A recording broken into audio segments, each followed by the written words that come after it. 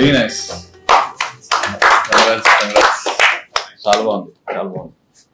Very interesting. అంటే like thriller, investigative, action, అన్ని layers mix అయ్యాయి. చాలా బాగుంది. రాముడు తన అవతారాన్ని చాలించి వైకుంఠానికి వెళ్లే సమయం వస్తుంది. దానికి హనుమంతుడు ఒప్పుకోడని తెలిసి రాముడు తన ఉంగరాన్ని ఒక పుట్టలో పడేస్తాడు.